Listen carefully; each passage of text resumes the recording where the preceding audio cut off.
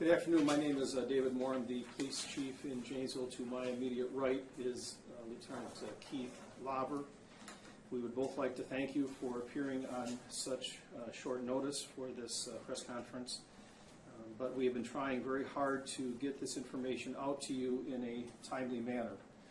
We made that effort on the day of the Trump event, and we continue to do that today. This press conference is addressing an update on the alleged sexual assault and disturbance that occurred at the Trump political rally on March 29th. On March 29th, I held a pre-scheduled press conference after the speech, some 10 minutes after Mr. Trump completed his speech. And the intent of that pre-scheduled press conference was to share with all of you an update as to what occurred up until that point at the Trump rally. I shared with you many specifics of occurrences during the day, and one of those things that I shared with you was the alleged sexual assault and the use of OC spray on a 15-year-old Janesville girl. That information at that point in time was based upon the victim's statement. While we had that press conference, this 15-year-old victim was at a local hospital being treated for the effects of the OC spray. At the point of that press conference, we did not have any video to review, nor did we have any witness statements. So I want to impress upon you again, that was a point in time information that we had and we were sharing with you as quickly as we could. Immediately after that press conference, the police department assigned this crime, if you will, to our detective division, and those detectives were able to review video. They interviewed 13 witnesses, the alleged sexual assault victim and the alleged sexual assault suspect. That suspect at that point, his name is Daniel Crandall, Crandall. He is 59 years old and resides in Monroe, Wisconsin. Our investigation revealed that the 15-year-old female believed that she was intentionally touched in the breast area as she felt pressure around the breast area, and as a result she reached out and punched and hit Mr. Crandall. We interviewed Mr. Crandall. He admitted that there was a verbal altercation at the event. During this verbal altercation, he had very animated hand gestures. He had a brochure in his hand, but he claims not to have touched the 15-year-old at any point. When she alleged that she had been touched by him, he stepped back, put his hands up, and looked away. At that point, he was struck once in the left cheek, and immediately following that, approximately 2 seconds later, another male presented pepper spray and delivered that pepper spray or OC spray in the face of the 15-year-old. Immediately after this, Mr. Crandall self-reported the incident to a nearby police officer, and in our conversations with Mr. Crandall, he affirms that he does not want to pursue charges against the 15-year-old girl. I'm going to take a few minutes and show you one of the video clips that are available out on the internet and walk you through it. The first video we'll show you here, we'll run all the way through it, and then I've got specific points in time that I wish to stop at. What you will see is this is the 15-year-old female, and this is the Mr. Crandall here, who will later be struck. What you will not see in this frame is the suspect that delivered the OC spray, but in time you will see he will be over Mr. Crandall's left shoulder. So go ahead and run this through.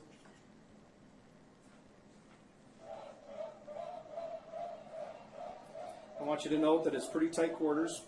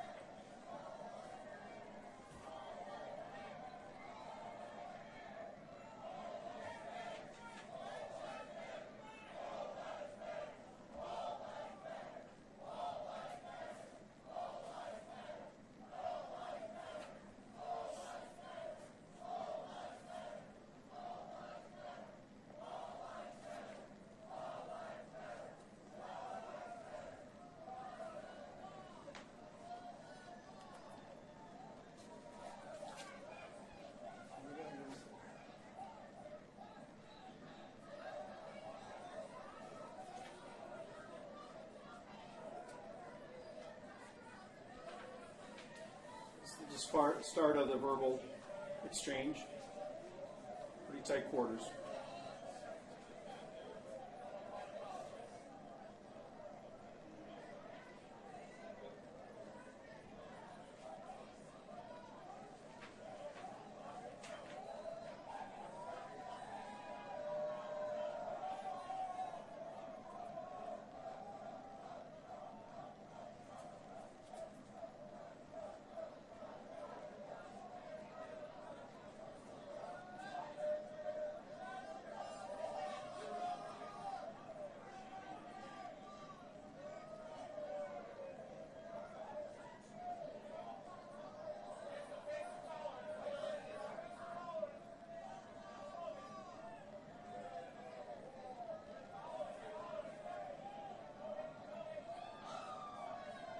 There's the strike and the OC spray.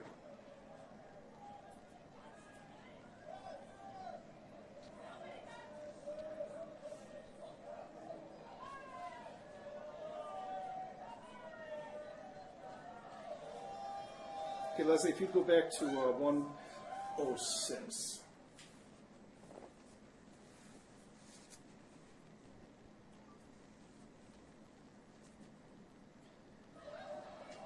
You can see the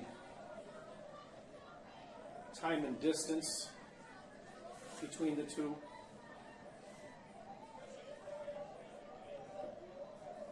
Pretty close quarters.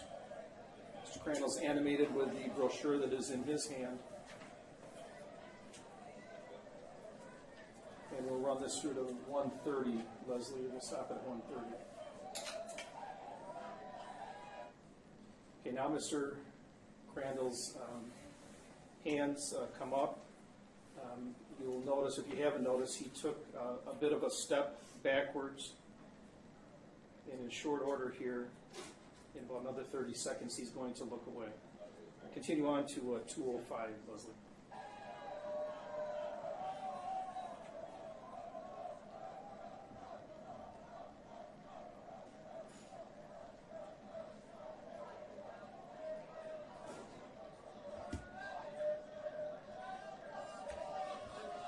Watch him look away. Hands are up, looks away. People are holding this young woman back. Again, increasing time and distance. And then there'll be the punch.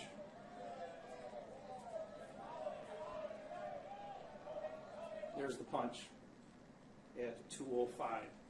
Our suspect is right here.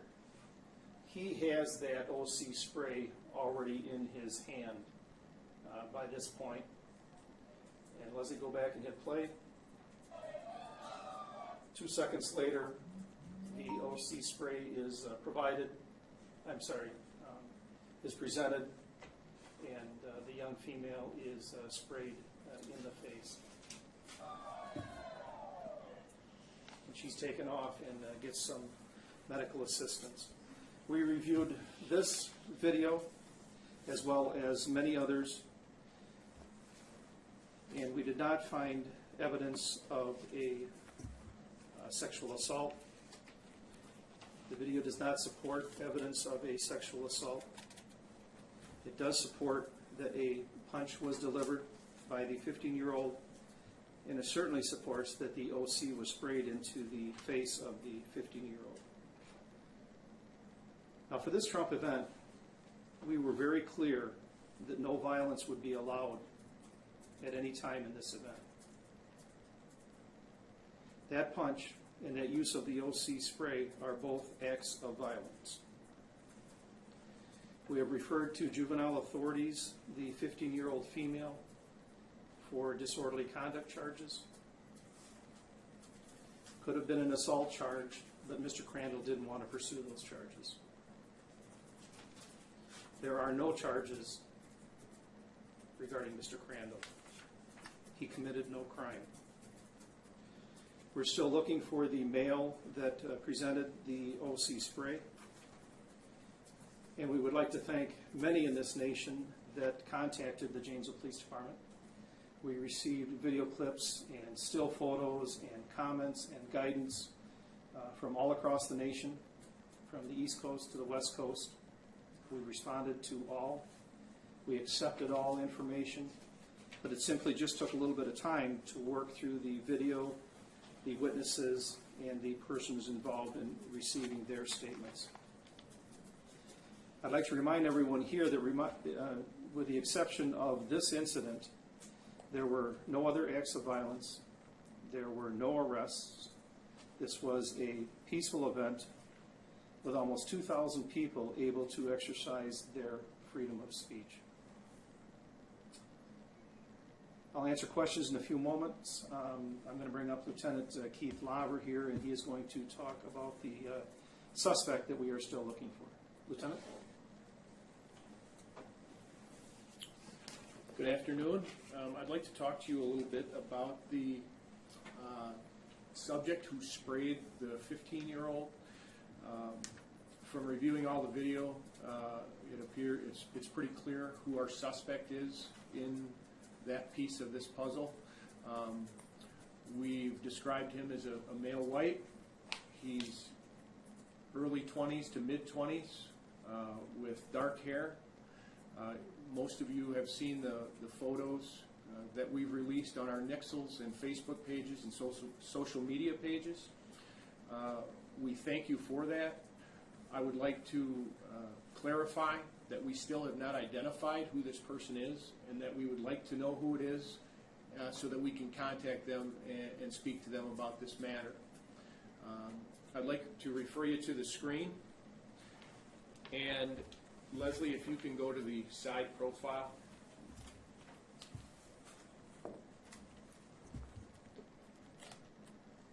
We've got a number of good photos of this suspect. This is one of those, and this is about the best one that we have in this particular video. That's the image that we would like to get out to the public. A couple more pieces that I'd like to show you. Leslie, can you go to the rear shot?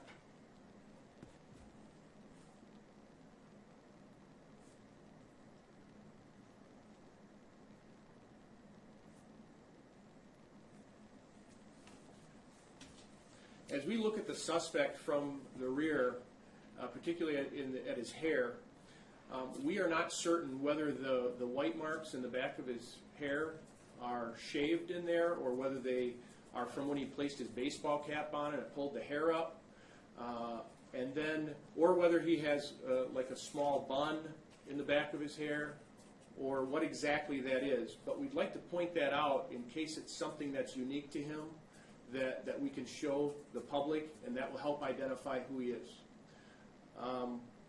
I think that in this case, the Chief's right. We absolutely had a violent-free event until this particular incident occurred.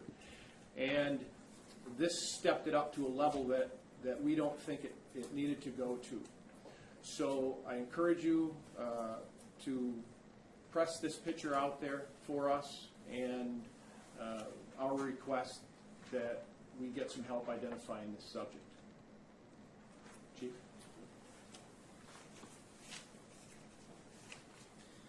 With that, we'll entertain any questions that you may have. How do you know that no sexual assault took place? You can't see anything that happened in that video, whether he touched her or not. Did she say that she recant? She said that she felt pressure against her breast. Okay. Another witness thought that she was groped. But we reviewed many other video clips, some that are more telling than this in terms of the front of the victim, the alleged sexual assault victim. And at no point can we see that there was a sexual assault. You couple that with Mr. Crandall's statement that it did not occur, and there is no evidence to support that. And again, I want to point you to the fact that these are pretty close quarters. These are emotional times, and the brushing up or pushing against someone is probably occurring all over in that crowd. We simply don't have the evidence to support it. And clearly, her punch was illegal.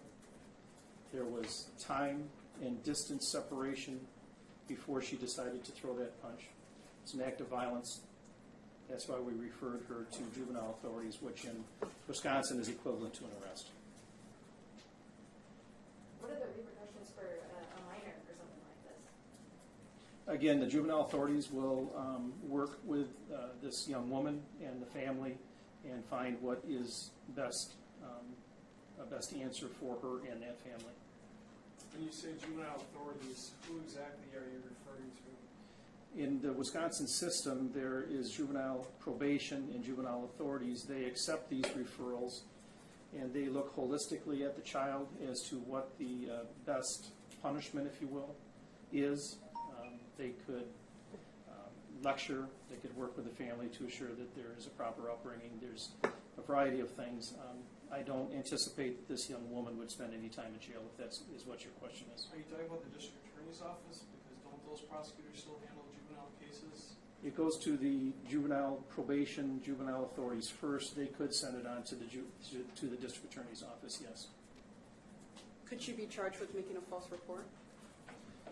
She believes she was assaulted. She believes that there was pressure against her breasts. So no. In regards to the red hat suspect, have you worked any leads? Are there people calling in saying that they believe this person could be this person, or has it just been quiet? Lieutenant? Yes, we have received a number of leads in this case.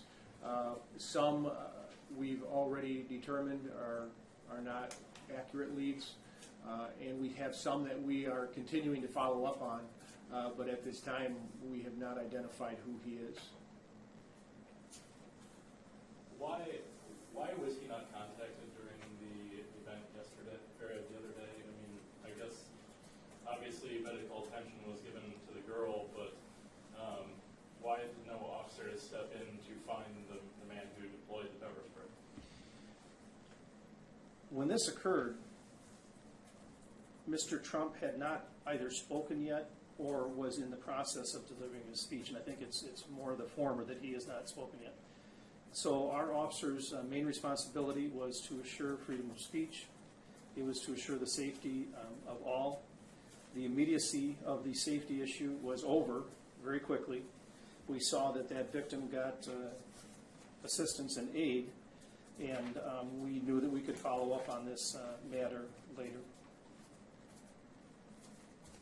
I'm just curious about how many videos you go through. You mentioned there was 13 witnesses. So, I mean, how many videos came through to you guys? Do you have a ballpark or willing to share that with us? Keith? Sure, I would say that over the course of the last couple days, we've probably looked at 40 or 50 videos or photos that have been sent to us, largely through social media. And then when it comes to tips, I mean, I understand that this was a pretty rapid identification of Crandall. Tell us a little bit about that. Was social media to play a big role in that? Yeah, that was a piece, and he also had identified himself to a police officer shortly after this event. And I believe one of the news agencies actually had his name in the paper. And is Crandall a Trump supporter? I don't know. Chief, you mentioned that you knew you could follow up on this matter later, but you can't find him now. So was that the right call to make it? Okay, I thought you were referring to Mr. Crandall. No, You know, that we had the videos. The guy in the red. Right, The right, question right. is, why didn't you find and stop the man in the red hat on the scene when you had so many officers in place? And you say you knew you could follow up on this matter later, but you're not able to follow up right now. Right, we're still Because looking he's for gone. him. I will tell you that and if we play this video through, he disappears very quickly. We did not have officers immediately there that saw who sprayed.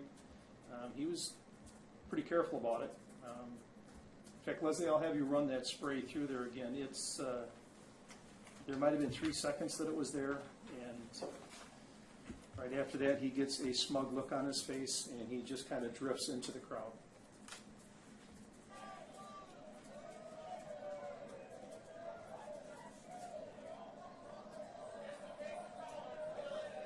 You can see officers up top. Those are probably the closest ones there. spray, and he just drifts away.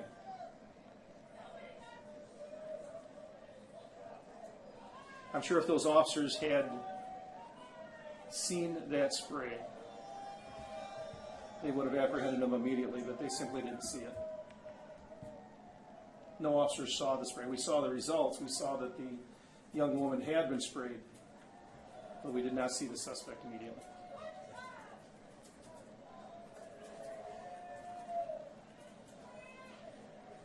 Should these protesters have been separated into the pro and anti-Trump groups, as it appears that they're mingled? Thanks, Leslie.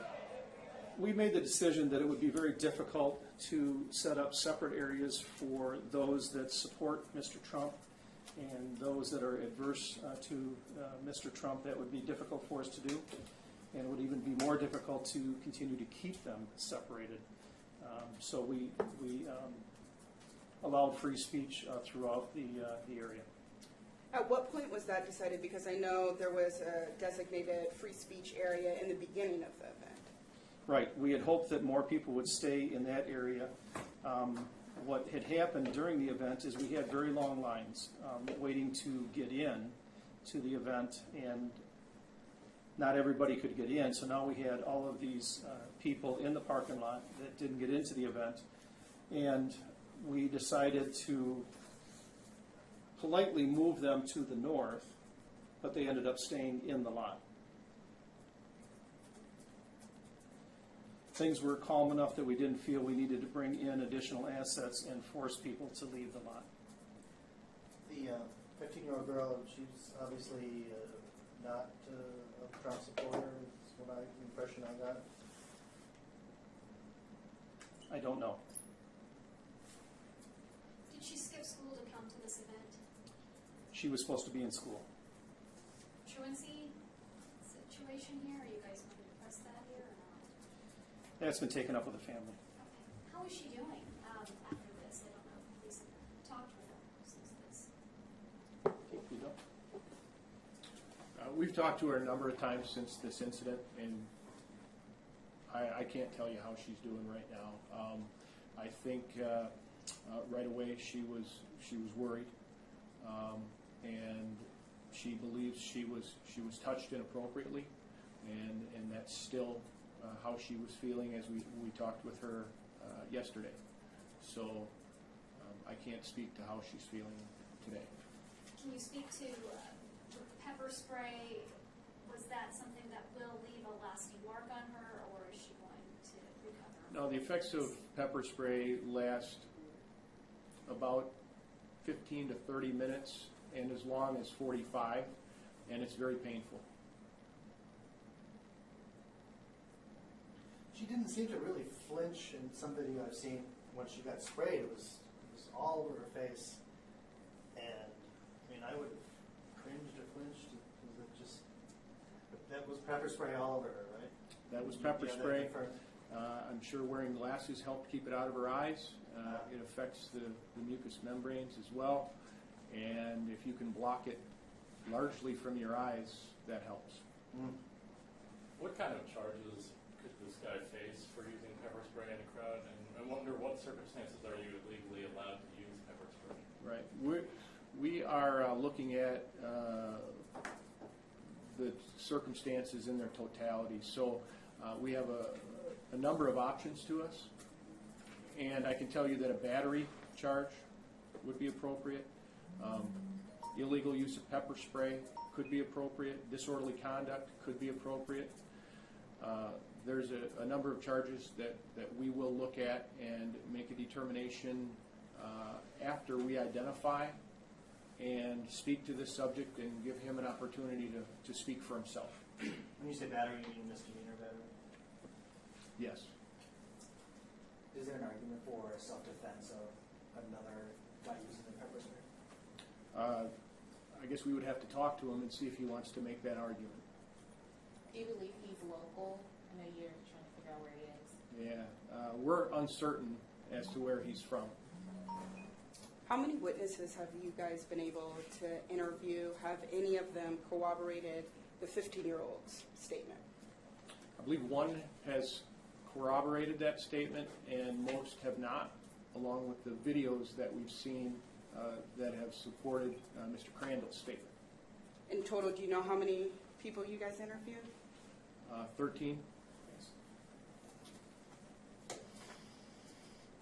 A lot of investigation for a rather minor crime, I suppose.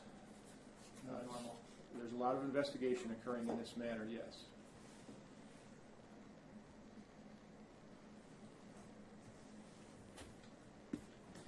Any further questions? I'm just curious about manpower for this event. Do we have a ballpark on estimates of how much that costs just yet? I know it's a little off the topic, but I'd be remiss if I didn't ask. Well, I appreciate your question. We don't refer to it as manpower, but resources. Resources, forgive me. We had 350 officers there. We probably could have used 375. There was one moment, a period of time there where all of our assets were used or standing by for their respective duties. We do not know the cost, but the way it works in Wisconsin, Janesville Police Department will be responsible for Janesville officers. Rock County will be responsible for Rock County. Sauk County will be responsible for Sauk County. So Janesville won't suffer the full burden of this event, which I will tell you will be very expensive. But we haven't got Janesville's numbers together yet. Mr. Schultz here in today's paper said it's going to be more than $10,000, and I'll suggest to you that it's going to be significantly more than $10,000.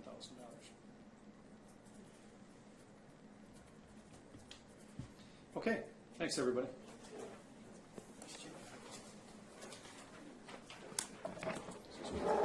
What's that? That was timely. Bumble.